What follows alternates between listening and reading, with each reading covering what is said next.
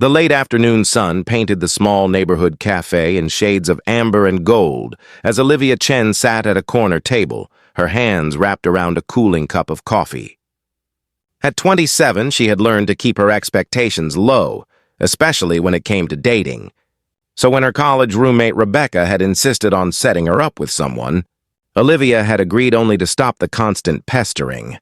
She checked her reflection in her phone screen, adjusting the simple beige dress she had chosen for this blind date.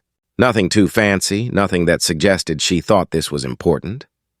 Because in her experience, blind dates were exercises in disappointment dressed up as opportunity. The cafe door opened, and Olivia glanced up out of habit, then did a double take that nearly made her drop her phone. A man walked in carrying the most extravagant bouquet of white flowers she had ever seen outside of a wedding.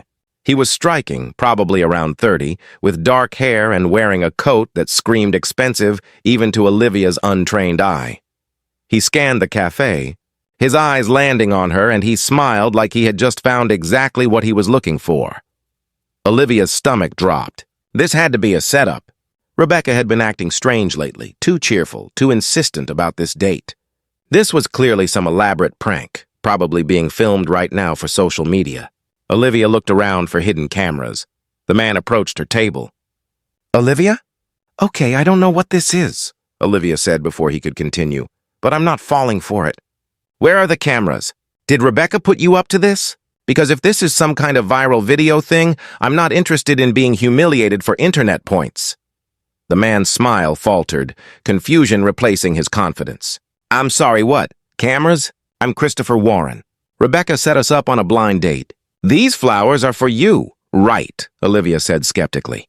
"And I'm supposed to believe that you, looking like you just stepped out of a cologne commercial carrying flowers that probably cost more than my rent, are actually here for a blind date with me? A graphic designer who lives in an apartment the size of a closet? This is absolutely a prank." Christopher set the flowers on the table and sat down, his expression shifting from confused to concerned. "Why would this be a prank?" "Because things like this don't happen to people like me," Olivia said bluntly. "Successful, handsome men don't go on blind dates with ordinary women who work freelance and eat ramen 3 times a week. So either you're here to make fun of me on camera, or you're at the wrong table, or Rebecca has completely lost her mind." Christopher was quiet for a moment, studying her face. "Rebecca told me about you. She said you were talented, funny, and that you had the most interesting perspective on life of anyone she knew. She said you were real in a world full of pretense. She didn't mention you'd think meeting you was a prank."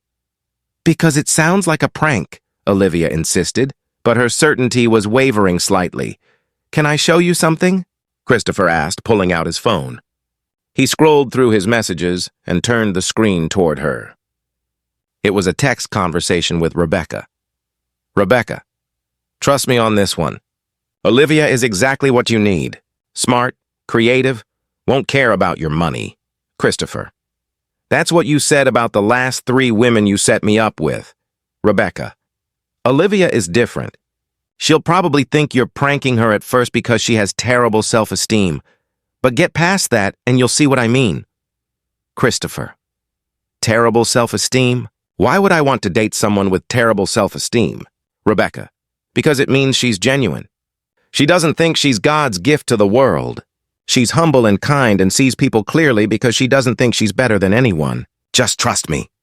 Olivia felt her face burn with embarrassment. "She actually wrote that to you?" 3 days ago, Christopher confirmed. "So I came here prepared for you to doubt this was real. What I wasn't prepared for was how right Rebecca was about everything else." He leaned forward. "I'm the founder and CEO of Warren Tech Solutions.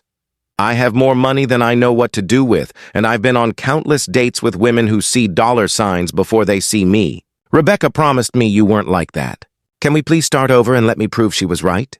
Olivia looked at this man, at the flowers, at the earnest expression on his face, and she made a decision. "Okay, but I'm still skeptical. And if this turns out to be a prank, I'm never forgiving Rebecca." "Fair enough," Christopher said, visibly relaxing. "So tell me about your work. Rebecca mentioned graphic design." They talked, and Olivia felt her guard slowly lowering. Christopher asked intelligent questions about her freelance projects, seemed genuinely interested in her creative process, and shared stories about his own company with self-deprecating humor that felt authentic. He didn't name-drop or brag, and when Olivia asked how he handled the stress of running a major company, he admitted he often felt overwhelmed and out of his depth. "Everyone thinks success means having all the answers," Christopher said. "But mostly it means being good at pretending you know what you're doing while frantically Googling solutions behind the scenes." Olivia laughed, and it felt real in a way her laughter hadn't felt on a date in years. When the cafe owner announced they were closing, Olivia realized with shock that 3 hours had passed. "Can I see you again?" Christopher asked as they stood to leave. "Tomorrow?" "I know that's soon, but I don't want to wait a week to continue this conversation." "Tomorrow," Olivia agreed, still half expecting to wake up and discover this had all been a dream. Over the next 6 weeks, Christopher and Olivia were inseparable.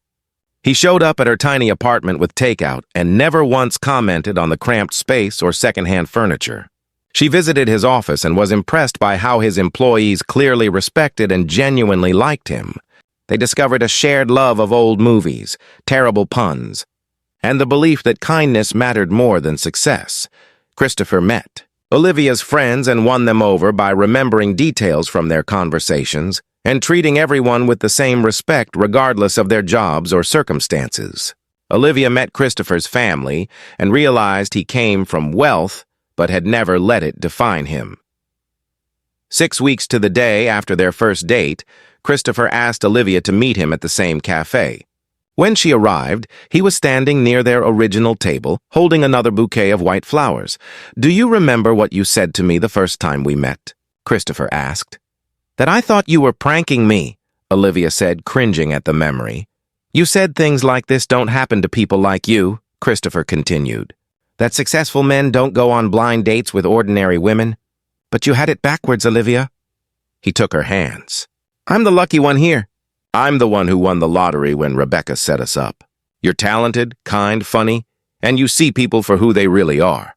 You've never once asked me for anything, never once seemed impressed by my money or my company. You just wanted to know me." Christopher knelt down, and Olivia's breath caught in her throat. "I know 6 weeks is fast," he said, pulling out a ring. "I know conventional wisdom says we should wait longer. But I also know that I've never felt with anyone else what I feel with you. I know I want to spend every day for the rest of my life making you laugh and proving that you deserve every good thing that comes your way." He opened the ring box. "Olivia Chen, this is not a prank. This is real. This is me asking you to marry me, to build a life together, to let me prove every day that you are extraordinary. Will you marry me?" Olivia looked at him through tears. At this man who had walked into a cafe 6 weeks ago and had patiently, consistently, shown her that maybe she had been wrong about what she deserved. "This is insane," she whispered. "We've known each other 6 weeks." "I know," Christopher said. "So tell me no if you need more time. But tell me yes if you feel what I feel, if you know what I know, if you're certain the way I'm certain." Olivia thought about the past 6 weeks. About every conversation and shared laugh, about how Christopher looked at her like she was the most fascinating person in the world, about how she felt more herself with him than she had ever felt with anyone. "Yes," she said. "This is insane and fast and makes no logical sense, but yes." The cafe erupted in applause, other customers who had been watching the proposal cheering and wiping their eyes. Christopher stood and kissed her, and Olivia finally, truly believed this was real. They were married 9 months later in a ceremony that reflected both their personalities, elegant but not ostentatious, focused on the meaning rather than the show. Rebecca gave a toast about how she had known from the first moment they were perfect for each other, and Olivia had to admit her friend had been right. "I thought it was a prank," Olivia said in her own toast. "I thought someone like him couldn't possibly want someone like me. I was so wrong. Not because I was better than I thought, but because I was measuring worth by all the wrong standards. Christopher taught me that value isn't in your bank account or your job title. It's in how you treat people, how you show up, how you love." She looked at her new husband.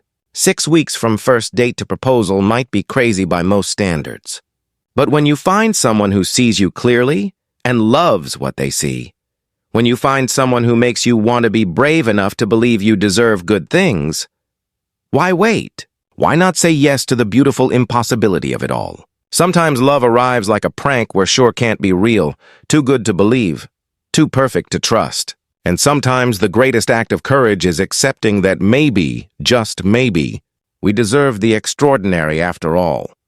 If this story touched your heart, please like, share, and subscribe for more tales of overcoming self-doubt. Whirlwind romance is built on genuine connection and discovering that the best things in life often come when we're brave enough to believe we deserve them.